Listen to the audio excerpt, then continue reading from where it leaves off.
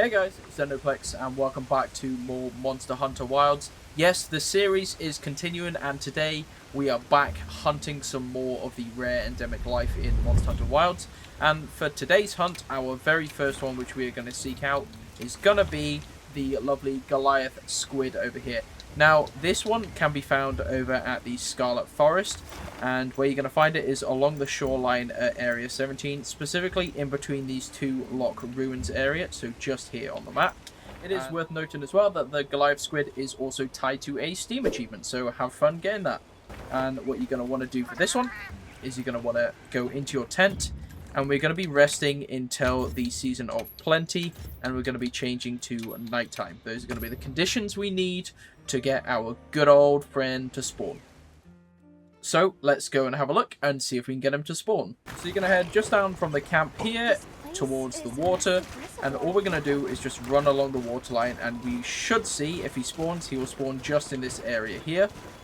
Doesn't look like we've got him. Normally what I like to do is do an entire shoreline run, so just run across the entirety of the shoreline and run back just in case we haven't got the spawn yet, just to give it time to spawn properly sort of thing. So I'm going to run across, I'm going to run back and keep an eye out for any squiddy looking creatures. Nope, doesn't look like it. So like normal, I'm going to go ahead and teleport away, and I'm going to teleport back. So let's have another look here, see if we can get him to spawn. I see a Gaiju there. Anything going on around here? Can't see. Oh, I do see something. There you go. You see that distinct glow in the back of the water there? That is going to be our giant squid. And for this one, we're going to put on our fishing rod. And the lure we're going to want for the squid is the tentacle jig. Now, he is going to be like a large fish, so you're going to have to use the fishing mechanic, which I talked about in this other video that I'll stick on screen now quickly.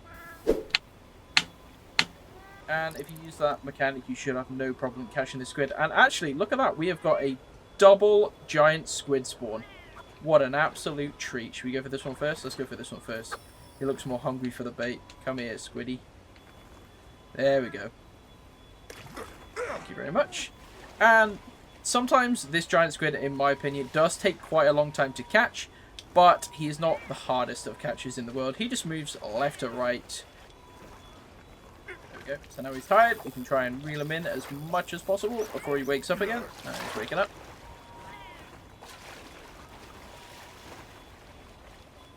So we've actually got two giant squids here and a grand escunite. So that's three rare creatures just right in front of us. How lovely is that?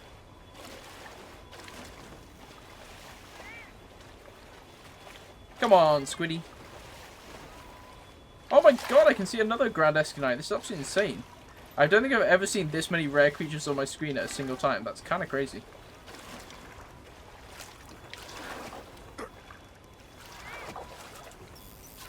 Come on, you're mine now. Yep, there we go. Hey, we have the Goliath Squid. Look at that, beautiful. I feel like while I'm here, I just want to catch the other one. Hey, our second Goliath Squid.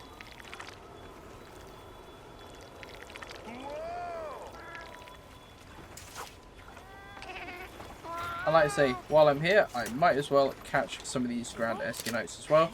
You can catch these guys pretty easily with a fishing net, with the capture net instead, unless I missed. Ooh, there's a 2-for-1 there. Nice, nice. And we might as well grab the third one here. Lovely. I'm going to have the best aquarium in the lands. So for our second rare monster of the day, this is going to be the new Yaya, which is a baby version of the new Udra. So here is the new Yaya, and what we're going to want to do for this guy, it is a little bit complicated to get this guy, but actually not too difficult once you actually know how to spawn him. So the first thing you're going to want to do is head down to somewhere nearby to Area 17. Now I'm currently using the camp at Area 15 here for me. This has worked well for me. You need to rest for an inclemency weather, and for me personally, once I've rested for an inclemency weather, I need to have a tempered new Udra to spawn.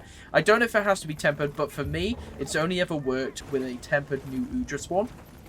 For whatever reason, I'm not sure, but we need to keep resting until we get that tempered new Udra to spawn for us.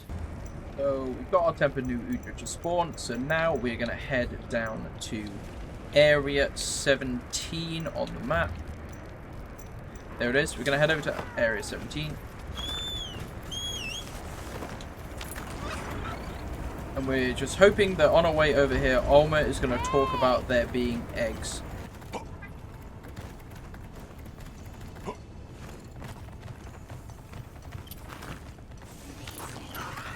Okay, so we got the voice line there of Alma talking about new Udra eggs. Now what that means for us is that when we next come back here in morning, we should hopefully get some new Udra babies to spawn, some new Yayas to spawn. And if you see hanging from the roof, these are all of the new Udra eggs that are here. If you'll know you've got this by A, that Alma says the voice line, and B, if you look up, you can see these are all really filled up with eggs. So next thing we're going to do is we're going to teleport back to our previous camp over in the lower strata. And we're going to hop back inside our tent and change the season to Season of the Plenty now. Confirm. Yep, and now that that's done, I'm just going to make my quick way back over to Area 17. And what should have happened is all of those new Udra eggs should have hatched now, and they should just be floating around, free for us to catch a few. So as you can see, it's a very nice bluey area, and you should be able to see all of these little things floating around. These are all of our little new Udra babies, called the new Yaya. So, I mean, while you're here, might as well catch a few of them. And hopefully one day they will grow into absolutely gigantic new Udras that I can set on all my enemies when I've trained them all. So, there you go. That is going to be the new Yaya. So, our next endemic life on the list today is actually going to be another little baby octopus. And this time it is the Zuyo, which is the baby Zuwu. And for this one, now it's not technically classed as a rare endemic life, as in when you pick it up it doesn't give you the sparkly bag like normal rare endemic life. However, I have not seen anyone talk about this creature, and so I think for those purposes it is definitely considered more rare. So for that reason alone, I'm going to include it in this video, even though technically it doesn't appear as a rare creature. So where we're going to want to be is in the ruins of Wyveria, and our season that we need for this is going to be daytime and also Wyvern's Tranquility. Now, I've gone and spawned at Area 9, the Entangled Camp.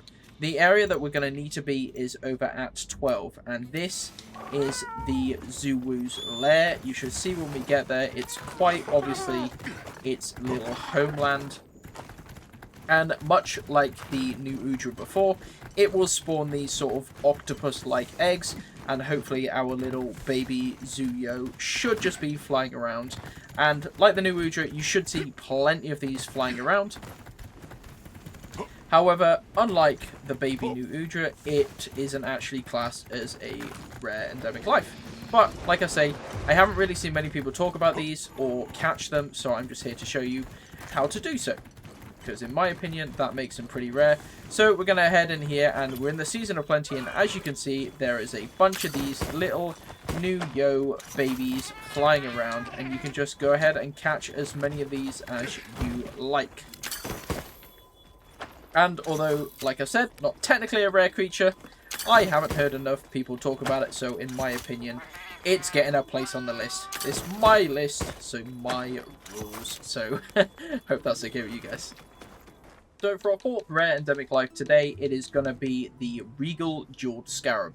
And this one is going to be found over in the Scarlet Forest. And also, you're going to have to set your time to the daytime and also to the fallow period. So fallow and daytime. And now this one is pretty straightforward. We're actually just going to go from the base camp, and we're going to head directly out of the base camp over to kind of zone 2. And pretty much just look on the trees around this area. They can spawn on a variety of trees around this area, and you should be able to pick them out pretty easily. I shall point them out to you as soon as I find them. So you can see here, there's a tree at this area right here that spawns a bunch of these beetles. Now, unfortunately, none of these are our jeweled scarab beetle. You'll see when you get it, because it is a none of these are our Regal Jeweled Scarab Beetle, sorry. You'll see pretty easy when you get it because it is quite a standout thing. But if you look for any trees that have this sort of pollen coming out of them, they should be surrounded by a bunch of Jeweled Scarabs. So that is going to be your best bet for finding this guy. And so run around and check a lot of these trees that have this leaking sap from them. And like I say, more Jeweled Beetles there. Doesn't look like any of these are our Regal one. I normally do catch them because I tend to find in the fallow period that because the saturation is a lot lower, it can be a bit harder to tell these vibrant creatures. But like I say, you should be able to tell pretty quickly when you find one. So run around all these trees. Again, doesn't look like any of those are our rare beetle. We're just getting a bunch of regular scarabs at the minute. And you know what? That's fine by me. So it doesn't look like we're going to find it on this particular run unless we've got... No, that's a bit of bug. That's something totally different. I take it back. There we go. Do you see him? Sat right in the middle there. Just the slightly bigger looking one. And for reference, that is over this area. But they can spawn on any of the trees that are holding this sort of red sappy area. So go ahead and look for these sort of beetles. And when you find the bigger leaf-shaped one, that's how you know it's going to be the right one for you. And you can go ahead and catch it and secure yourself another rare endemic creature in Monster Hunter Wilds. And for our final rare creature of today, it is going to be the gold Hercudrome. Now, again, when you catch this creature, you don't actually pick it up into a shiny bag. It picks up regularly, which is a bit weird considering even in the research notes, it says here that it is a subspecies with a shiny golden carapace, and very few of these have been found. So a bit weird why it doesn't appear as a shiny bag, but again, there aren't many of these that you see around, so I'm going to consider it a rare creature here today. And so without further ado, how do we catch it? Well, we need to be over at the Scarlet Forest, and our weather and time conditions are gonna be fallow and nighttime. That's gonna be what we need to spawn this gold Hercudrome. Now, much like before with the Regal Jeweled Scarab, it is quite difficult to see when it's in the fallow period. The saturation is very low, so I just tend to run around and collect pretty much any Hercudromes that I see, and they are pretty common. The thing with the Hercudrome is it spawns in basically the same place as the Regal Jeweled Scarabs do. They spawn on these sort of sap-ridden trees that you'll see all around area 2 to 3 on the map. So anywhere around this sort of area and also up towards 3. All of these sap-covered trees that you'll see over here, they have a chance to spawn our Hercudrome beetles. So it's just a case of running around, and like I say, whenever I see them on these trees, I just throw a catch at them anyway, because it's very difficult to tell if it's the golden variant or not. So regardless, I'm going to catch him. As you can see there, we got a regular Hercudrome and some Regal Jeweled and some regular Jeweled Scarabs as well. So like normal, we're just going to run around these trees and just try and find one of these Hercudromes. Every single little sappy area that we see, I'm just going to take a quick stop and have a look to see if we have any spawns on it. Once again, we've got a spawn here. To me, that looks like a regular Hercudrome, but we'll catch it anyway, just in case, like I mentioned before, due to the low saturation. However, that one there most certainly looks like a gold Hercudrome. And now, as you can see, this one is literally just outside of the base camp. There is going to be this shiny gold Hercudrome. He doesn't always spawn here, but he does have a very high chance to spawn here. And like you see, it doesn't actually glow up in our bag, but it is definitely a rare endemic life, considering you have a regular variant of the Hercudrome. So yeah, there we go. And why not, while I'm here, catch a bunch of ants as well. Very nice. So yeah, this tree here that's got all the red sap coming out of it, he will spawn here, and he also has a chance to spawn on a bunch of these other sap-covered trees. But this is going to be the best one I have found to get him to spawn. And with that, that is going to be 5 more rare creatures in Monster Hunter Wilds. If you do enjoy these videos, please be sure to give them a like and subscribe to the channel. We are getting close to reaching 1,000 subs, and I cannot wait. And look forward to more Monster Hunter Wilds content coming. Thanks for watching, guys. Take care, and I will see you next time. Bye-bye.